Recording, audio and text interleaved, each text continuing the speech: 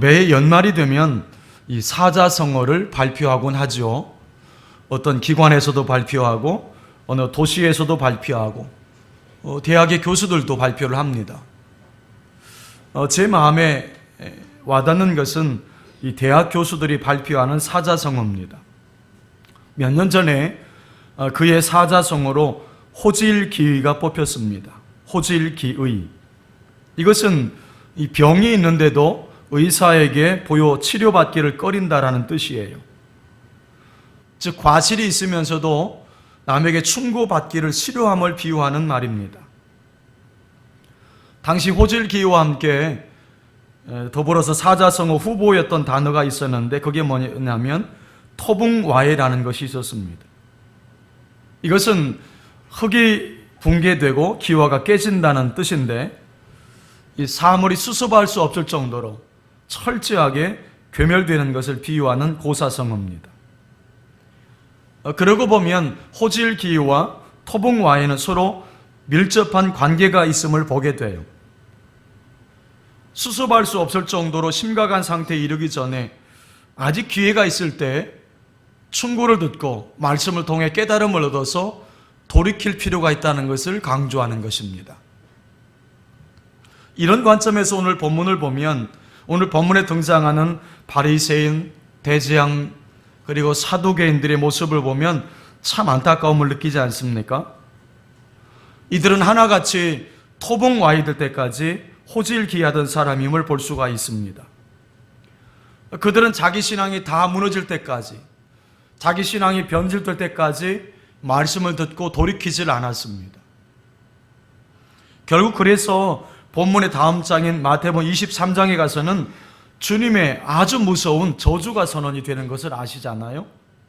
어떤 저주 선언이었습니까? 화 있을진저 외식하는 서기관들과 바리새인들이요. 이것을 무려 7번이나 듣게 됩니다. 소위 7대 화가 선언이 됐어요. 얼마나 안타까운 일입니까? 왜 우리가 이런 사람의 모습을 조명해 볼 필요가 있을까요? 오늘 우리에게도 이런 어리석음이 없는지를 되돌아봐야 되기 때문에 그렇습니다. 하나님이 주의 종을 통해서 말씀하시는 그 말씀의 권면들을 여러분 가벼이 여기지 않아야 합니다. 데살로니가 교회 성도들처럼 주의 종의 말을 사람의 말로 받지 말고 하나님의 말씀으로 받을 수 있어야 합니다. 목사가 새벽에 기도합시다. 기도만이 살 길입니다. 그렇게 말을 하면 목사님은 늘 그런 식으로 말해. 별로 신경 쓸 거 없어. 이런 식으로 반응하는 분들이 있어요. 오늘 본문의 사두개인들도 그러했던 것 같습니다. 이 사두개인이라고 하는 이 사람들은 이 솔로몬 당시 대제사장의 후손들로 구성된 종교 집단입니다. 이 솔로몬 당시에 대제사장이었던 사람이 사독인데 그 사독의 후손들로 구성되어 있었던 종교 집단이 사두개인들이었어요. 이 솔로몬 당시의 사독은 신실한 대제사장이었고 존경받는 인물이었습니다. 아마 그런 사람들로 구성되어 있기 때문에 그의 후손들도 그의 신앙을 본받아서 얼마 동안은 신실하지 않았겠습니까? 그런데 그들이 서서히 영적으로 변질된 겁니다. 세월이 흘러가면서 신실함은 사라지고 그냥 종교적 형식만 남아버린 겁니다. 말이 종교 집단이지 사실은 정치 집단입니다. 예수님 당시에 가장 큰 정치 세력을 형성했던 그런 종교 집단입니다. 신실했던 사독 제장으로 출발한 그 사두개인들이 왜 이렇게 변질되었을까요? 이유가 있겠죠. 앞에서 언급한 사자성어처럼 그들은 하나같이 토붕와해 될 때까지 호질기했다는 겁니다. 심각한 상태에 이르기 전에 아직 기회가 있을 때 말씀의 충고를 듣고 돌이켜야 되는데 그렇게 하지 않았다는 거예요. 결국 그래서 오늘 본문에는 더 이상 회복이 불가능할 상태에 이른 사두개인의 모습을 보게 됩니다. 우리에게는 이런 어리석음이 없을까요? 본문을 보시면 본문에는 부활을 믿지 않는 사두개인들의 모습으로 등장을 시작을 합니다. 본문 23절은 이렇게 시작하죠. 부활이 없다 하는 사두개인들이 그날 예수께 와서 물어 이르되 이렇게 되어 있습니다. 예수님 당시 이 사두개인들은 로마의 정치 권력과 결탁해서 아주 부귀영화를 누리던 기득권층입니다. 그들은 이 땅에서 누리는 이 부귀영화가 얼마나 좋았던지 그들은 부활을 믿지 않았다는 겁니다. 영적인 세계는 믿지 않았어요. 천사도 믿지 않았어요. 오직 눈에 보이는, 자기 눈에 보이는 그런 세상 즐거움과 세상의 권력만을 탐했던 그런 사람들입니다. 여러분, 사람은 다 똑같습니다. 이렇게 현실의 쾌락과 현실적인 부유함에 취하게 되면 영적인 세계에 무관심해지게 돼요. 몸은 교회에 와 있지만 그 마음은 세상에 가 있습니다. 기도할 생각조차 나지 않습니다. 그래서 10년, 20년 교회 다녀도 조금도 변한 게 없습니다. 하나님도 사랑하고 세상도 사랑할 수 있는 길은 없습니다. 둘 중에 하나는 내려놓으셔야 합니다. 여러분, 진정한 사랑이라고 하는 것은 상대에게 100%를 주는 겁니다. 그러나 오늘 사두개인들은 안식일엔 꼬박꼬박 예배를 드렸어요. 그렇지만 6일 동안은 세상을 즐기며 살았던 겁니다. 그 세상이 주는 그 맛을, 정치가 주는 그 맛을 버리질 못했습니다. 아니, 더 엄밀하게 말하면 버리고 싶지 않았던지도 모릅니다. 그래서 그들은 부활을 믿지 않았어요. 이 세상이 너무 좋았기 때문입니다. 이런 부활을 믿지 않으면 이 세상이 전부인 것처럼 살 수밖에 없는 거죠. 바울도 고린도서 15장에서 부활을 믿지 않는 자의 삶의 모습을 이렇게 표현해 주었습니다. 죽은 자가 다시 살아나지 못한다면 내일 죽을 터이니 먹고 마시자 하리라. 자, 부활을 믿지 않는다는 것은 단순하지 않다는 겁니다. 부활을 믿지 않게 되면 삶이 어떻게 된다고 말씀하고 있냐면 내일 죽을 터이니 먹고 마시자 하리라, 그렇게 한다는 거예요. 부활을 믿지 않으면 그렇게 사는 게 너무 당연한 것입니다.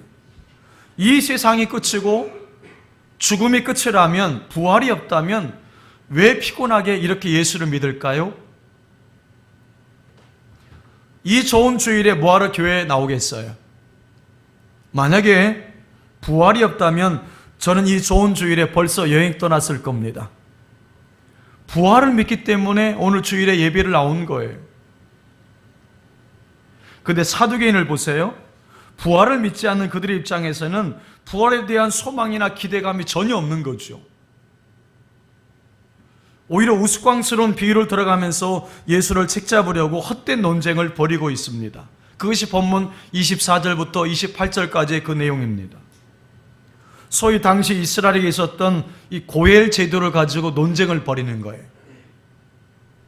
당시 유대 사회에서는 맏형이 결혼해서 자식이 없으면, 자식 없이 죽으면 동생이 형수와 혼인해서 형의 자식을 낳아주는 소위 고엘 제도가 있었어요. 이 고엘 제도와 부활과 연결해서 헛된 논쟁을 시작을 하는 것입니다. 본인도 부활을 믿지 않으면서 말이죠. 이것은 성경을 논쟁거리로 삼고 있다는 겁니다. 이것은 그들이 영적으로 교만해져 있다는 증거예요. 왜 이렇게 되었을까요? 이유가 분명합니다. 삶은 없고 오직 성경을 이 지식으로만 받아들였기 때문에 그래요. 여러분, 그들도 말씀을 들었을 거예요. 그들도 말씀을 읽었을 거예요. 심지어는 몇 번이라고 성경을 읽었을 수도 있어요. 근데 문제는 그 말씀이 삶으로 이어지지 않을 때, 그 말씀이 순종으로 이어지지 않을 때 성경을 논쟁거리로 삼는다는 겁니다. 그래서 존 메가던 목사님은 이렇게 말을 합니다. 실천 없이 쌓이는 성경 지식이 많을수록 그는 영적으로 자신을 더욱 속이게 된다. 실천 없이 지식이 쌓아지게 되면 결국은 그 지식으로 인해서 자신을 속이게 된다는 겁니다. 지금 사두개인이 이 함정에 빠진 겁니다. 역사적으로도 교회가 영적인 침체에 있을 때에는 항상 소모적인 논쟁이 득세를 했다고 합니다. 1453년 콘스탄티노플에 정말 황당하면서도 유명한 논쟁이 있었습니다. 세례를 베풀려고 이 떠놓은 성수에 그만 파리 한 마리가 빠져버린 거예요. 이런 성수 그릇이 있을 거 아닙니까? 세례를 베풀려고 떠놓은 성수에 그만 파리가 한 마리 빠져버린 거예요. 자, 그러면 별일 아니잖아요? 금을 버리고 다시 떠오면 되는 일이에요. 근데 이것 가지고 양 갈래로 갈라져서 서로 논쟁을 벌였다는 겁니다. 이런 논쟁이었습니다. 한쪽에서는 파리 때문에 성수가 오염되었다고 생각했던 성수 오염파가 있었고, 또 다른 쪽에서는 거룩한 성수에 파리가 빠졌으니까 파리가 성화되었다라고 생각한 파리 성화파가 만들어졌어요. 물이 오염됐다는 파리와 물이 오염됐다고 생각했던 그 파와 파리가 성화되었다는 파가 싸움을 하면서 이 물을 버리면 안 된다, 이 물을 버려야 된다, 그렇게 논쟁을 벌이는 거예요. 그런 황당한 논쟁을 끝없이 벌이다가 결국은 회고도의 침공을 받아서 멸망을 당합니다. 1910년 러시아가 공산화될 때도 비슷한 일이 벌어졌습니다. 그때 러시아 정교회는 얼마나 비본질적인 것 가지고 싸웠는지 모릅니다. 이런 거였다고 합니다. 우리가 뾰족한 바늘 하나 있잖아요. 그 바늘 하나를 이렇게 짚고는 이 바늘 하나에 천사가 몇 명이 앉을까? 천사가 몇 명이 서 있을 수 있을까? 그런 것 가지고 논쟁을 벌였다는 겁니다. 우리가 생각하면 황당한 일이잖아요, 그죠? 근데 그런 논쟁을 벌였다는 거예요. 결국 그렇게 되다 보니까 그만 나라가 공산화되어 버렸어요. 교회가 문을 닫는 비극이 벌어지고 말았죠. 오늘 우리는 어떤 모습으로 신앙생활을 하고 있는지 한번 되돌아보세요. 사두개인처럼 하나님의 말씀을 그저 논쟁거리로 삼는 그런 신앙생활을 하고 있는지, 아니면 오늘도 역사하고 계시는 내 삶 속에서 일하고 계신 그 하나님을 체험하는 신앙생활을 하고 있는지를 한번 되돌아보십시오. 오늘 우리도 사두개인처럼 살 수 있다는 거예요. 그들만의 문제는 아닙니다. 신앙인이라면 찾아올 법한 그런 함정입니다. 그럼 이런 어리석음을 피하는 길이 있겠죠. 대답은 간단합니다. 오늘도 살아계셔서 역사하시는 그 하나님을 내 삶에서 생생하게 체험하는 게 필요해요. 매일매일 삶 속에서 일하시는 그 하나님, 내 가정에서 일하시고 내 일터에서 일하시고 우리 교회에서 일하시고 이 나라 민족 가운데 일하시는 그 하나님을 내가 실존적으로 경험하는 게 필요합니다. 여러분, 교회에서만 경험되는 하나님이 되서는 안 된다는 거죠. 교회에서도 경험되는 하나님이 필요하지만 내 삶에서 경험되는 그 하나님이 필요하다는 겁니다. 여러분, 그럴 때에 우리가 신앙의 삶을 살아갈 수 있는 줄로 믿습니다. 왜 우리가 매일 성경을 읽어야 될까요? 어제 읽은 말씀으로 왜 오늘을 살지 못할까요? 왜 우리가 매일매일 기도할 필요가 있을까요? 어제의 기도로 오늘을 살아가서는 안 되는 이유가 무엇일까요? 그것은 매일 살아서 역사하시는 그 하나님을 늘 경험할 필요가 있기 때문입니다. 그래서 예수님께서도 오늘 본문 31절, 32절에서 이렇게 말씀하시죠. 31절, 32절을 같이 읽어볼까요? 시작. 죽은 자의 부활을 논할진대 하나님이 너에게 말씀하신 바 나는 아브라함의 하나님이요 이삭의 하나님이요 야곱의 하나님이라 하신 것을 읽어보지 못하였느냐. 하나님은 죽은 자의 하나님이 아니요 살아있는 자의 하나님이시니라 하시니. 이 말씀은 출애굽기 3장을 배경한 건데 하나님께서 모세에게 자신을 소개하는 장면이에요. 근데 하나님께서 자신을 소개하면서 이미 죽은 아브라함, 이미 죽은 이삭, 이미 죽은 야곱임에도 불구하고 만약에 이렇게 설명했다면 이해가 됐습니다. 나는 아브라함의 하나님이었고 이삭의 하나님이었고 야곱의 하나님이었다, 이렇게 말씀한다면 맞죠. 그런데 본문에 뭐라고 써있냐면 나는 아브라함의 하나님이요, 과거형을 쓰는 것이 아니라 현재형을 쓰고 있다는 점을 주목하셔야 돼요. 여러분, 그것이 무슨 의미일까요? 분명 아브라함과 이삭과 야곱은 죽었어요. 이미 현재는 없어요. 모세 시대에 아브라함은 없어요. 근데 왜 현재형을 쓰고 있을까요?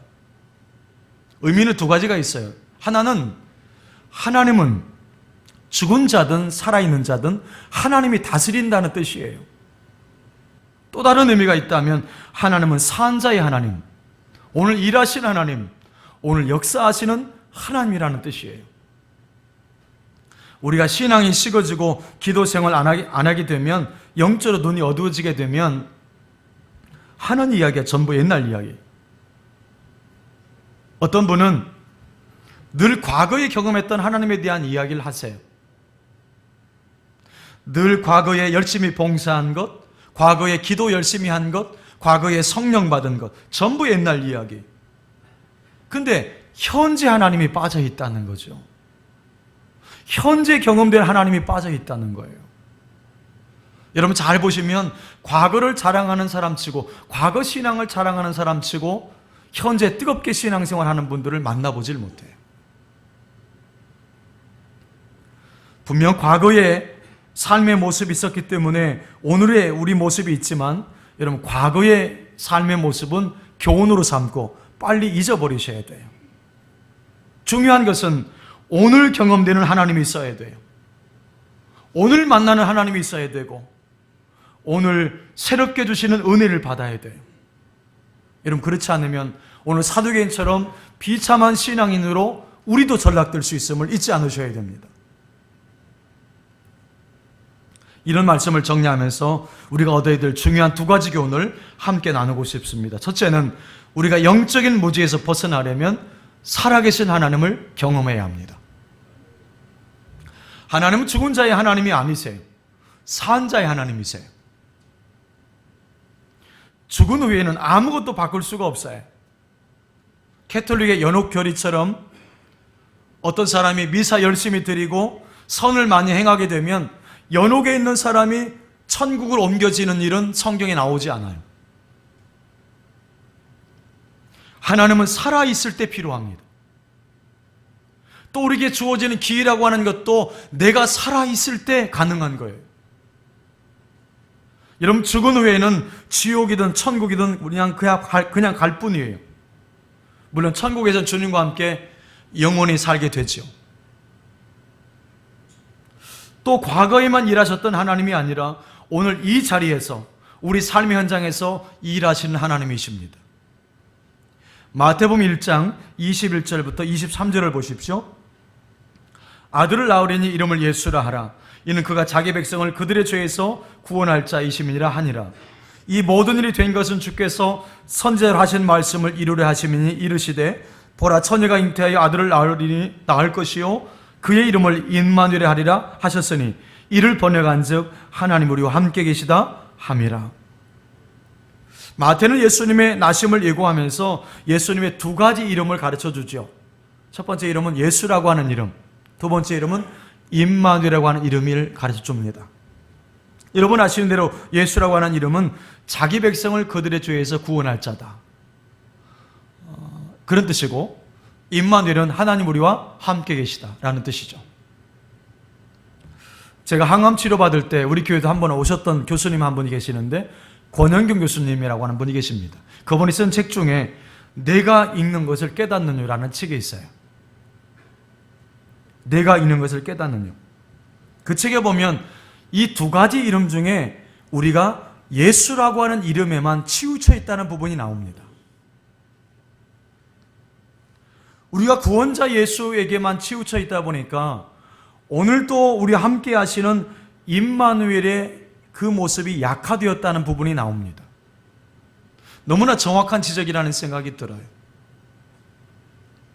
권 교수님은 인간의 몸을 입고 이 땅에 오신 예수님을 설명하면서 예수와 함께 걷는 구원의 길이라고 하는 표현을 써요. 예수와 함께 걷는 구원의 길. 너무 정확한 표현입니다. 그러면서 아주 가슴 뭉클한 이야기 하나를 꺼냅니다. 권 교수님이 군에 있을 때 경험했던 이야기라고 합니다. 군대를 다녀온 사람은 다 공감하는 일이지만 훈련병 시절에 제일 공포스러운 것이 가스실이에요. 방독 마스크를 벗고 가스실에 있자고 하면 눈물 콧물이 쏟아지는데 얼마나 고통스러운지 모릅니다. 근데 한 훈련병이 가스실에 들어갔다가 이 고통을 참지 못하고 문 입구에 버텨 있는 조교 5명을 밀치고 문 밖으로 뛰쳐나와 버린 거예요. 큰일 날 일을 벌인 거죠. 공포에 질려서 바깥에 웅크리고 앉아 있는데 중대장이 그 곁을 향해서 뚜벅뚜벅 걸어갔습니다. 이제 큰일 났다 생각을 하면서 사람들이 쳐다보고 있었죠. 근데 중대장이 공포에 떨고 있는 그 나그병의 어깨에, 훈련병 어깨에 손을 얹고는 한참 동안 이야기하더니 놀랍게도 중대장 자신도 방독면을 쓰지 않고 벗은 채 그 나그병을 이끌고 가스실로 들어가는 것입니다. 그러면서 권 교수님의 표현대로 말하면 중대장은 그 친구의 고통을 자기 고통으로 삼았고 그 친구는 중대장의 승리를 자기 승리로 삼았다고 했습니다. 너무나 의미 있는 표현입니다. 여러분, 이것을 임마누엘 되시는 예수님께 대입해 보면 이렇게 되는 것입니다. 예수님은 우리 인간의 고통을 자기 고통으로 삼으셨다. 그런데 우리는 어떻게 됐어요? 우리는 예수님의 승리를 나의 승리로 삼았다. 이렇게 되는 거죠. 이것이 바로 임마누엘이에요. 우리와 함께 하시면서 함께 구원을 이루어 가시는 임마누엘이 예수님이십니다. 그러면서 권 교수님이 하는 이야기가 중대장이 그 친구 대신에 가스실로 들어가는 것이 구원이 아니라고 말을 해요. 그럼 어떤 것이 구원이냐면 그 친구의 손을 붙잡고 자기도 방독면을 벗은 채 함께 들어가는 행위, 함께 들어가는 행위, 그것이 성경이 말하는 구원이라고 이야기한다는 것입니다. 너무나 정확한 표현이었어요. 예수님께서 제자들을 파송하시면서 이런 말씀을 하셨죠. 마태 10장 16절을 같이 읽어볼까요? 마태 10장 16절 시작. 보라, 내가 너희를 보냄이 양을 이리 가운데로 보냄과 같도다. 그러므로 너희는 뱀같이 지혜롭고 비둘기같이 순결하라. 여기 예수님의 애틋한 마음이 담겨 있어요. 내가 너희를 보냄이 양을 이리 가운데 보낸 것과 같다. 예수님의 정말 애틋한 마음이 들어있어요. 우리를 사랑하시는 예수님의 마음이 담겨 있죠. 우리가 이 땅을 살아가면서 실패하고 깨지고 사기당하고 악한 일을 당할 때에 예수님이 탄식을 하십니다. 우리가 믿는 자이기 때문에 당해야만 하는 손해들도 있어요. 상대편이 내가 교회 다니는 줄 알고도 나를 이용하는 경우도 있어요. 그런 경우 당할 때가 있잖아요. 그죠? 또 상대편이 내가 교회 다니는 줄 알고 있으면 내가 하나님의 영광 가릴까 봐 내 권리를 다 찾아먹지 못할 때도 있어요. 이런 것 하나하나 보고 계신 주님은 이런 탄식을 하고 계시는 거죠. 내가 너희를 보냄이 양을 이리 가운데 보내는 것과 같다. 그런데 여러분, 주님은 이렇게 걱정하는 것으로 이 스토리를 마치지 않는다는 것이죠. 주님이 이어서 주시는 말씀이 있어요. 마태 10장 17절 이하 20절을 보세요. 사람들을 삼가하라. 그들이 너희를 공회에 넘겨주겠고 그들의 회당에서 책찍질하리라. 또 너희가 나로 말미암아 총독들과 임금들 앞에 끌려가리니 이는 그들과 이방인들에게 증거가 되게 하려 하심이라. 너희를 넘겨줄 때에 어떻게 또 무엇을 말할까 염려하지 말라. 그때에 너희에게 할 말을 주시리니.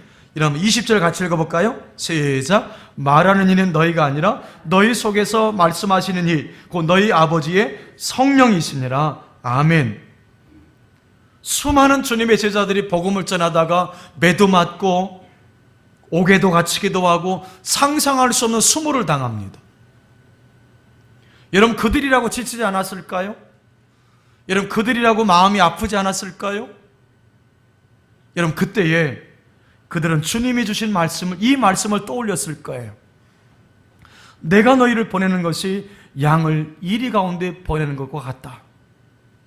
그렇지만 너희들이 복음 전할 때 고난당한다면 절대로 너희들을 혼자 내버려 두지 않을 거다. 성령이 너희와 함께 할 거다. 그 성령을 사모해라. 이 말씀이 얼마나 위로가 되었을까요? 내가 지치고 힘들 때에 나와 함께 하시는 임마누엘의 하나님. 여러분, 지금도 나를 홀로 내버려 두지 않으시는 그 임마누엘 하나님을 내가 경험하지 않으면 여러분, 하루도 내가 버텨갈 수가 없는 거예요.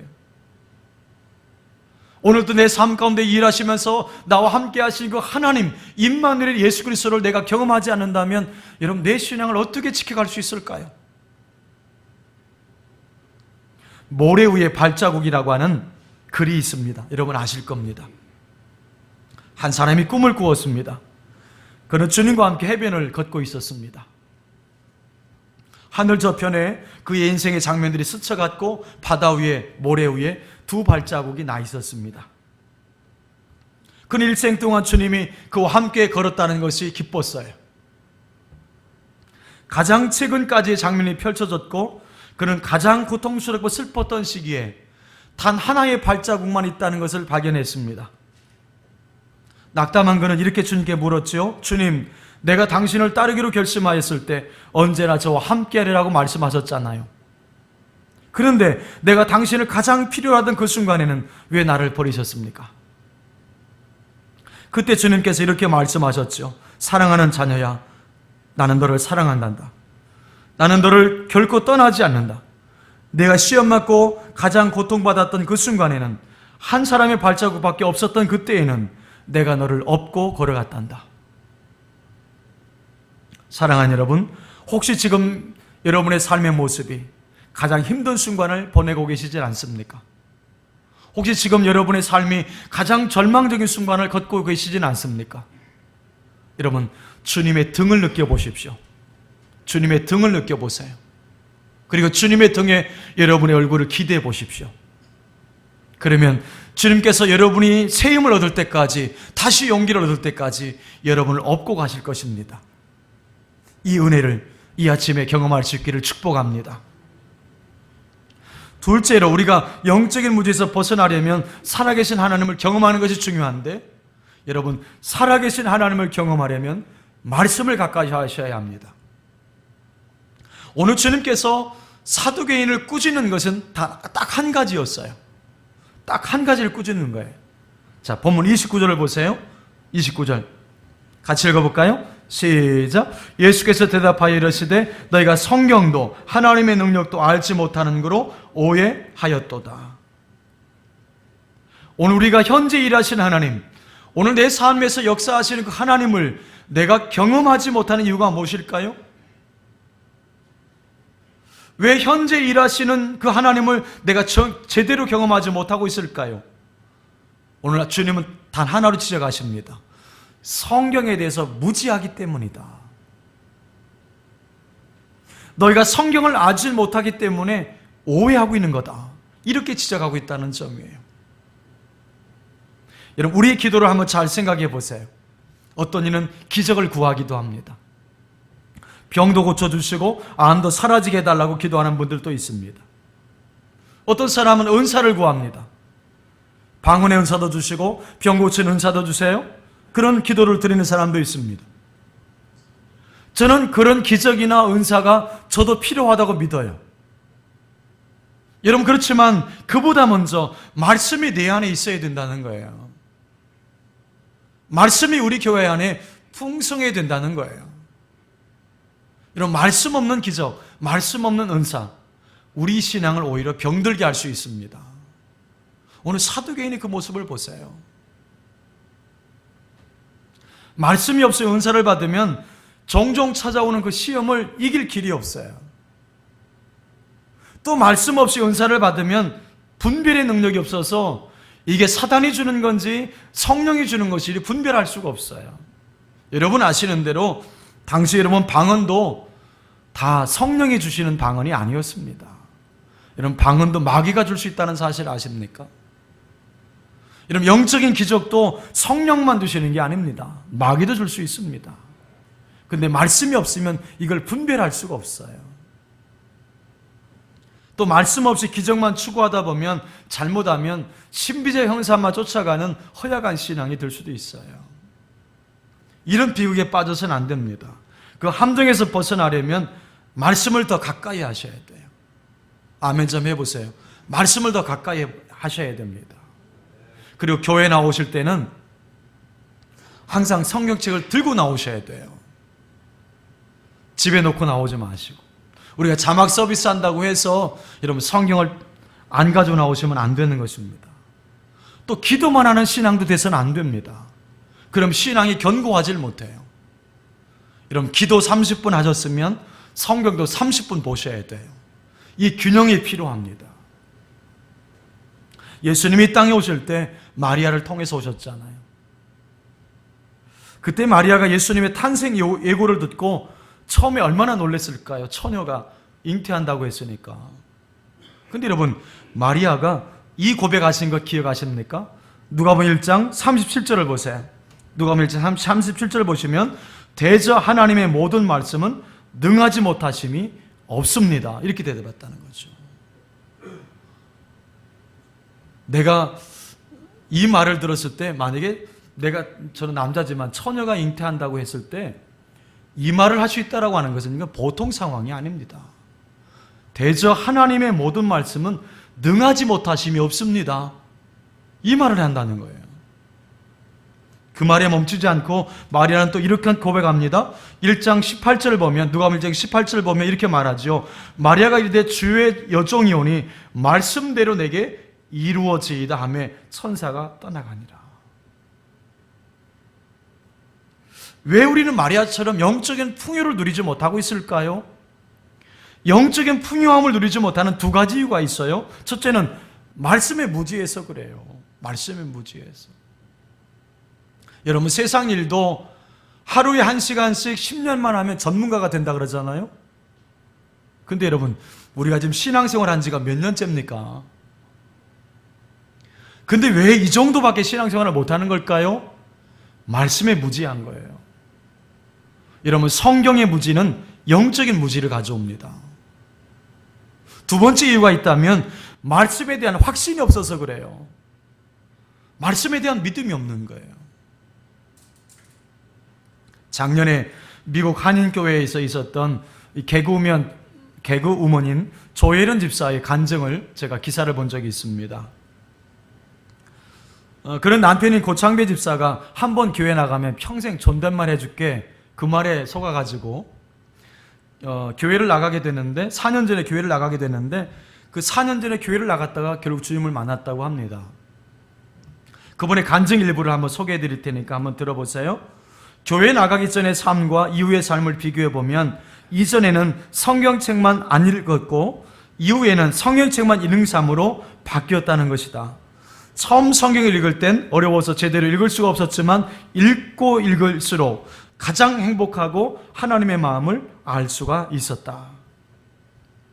요즘 지인들과 함께 매일 성경을 5장씩 읽고 녹음해서 주변 사람들에게 나눠주고 있다고 합니다.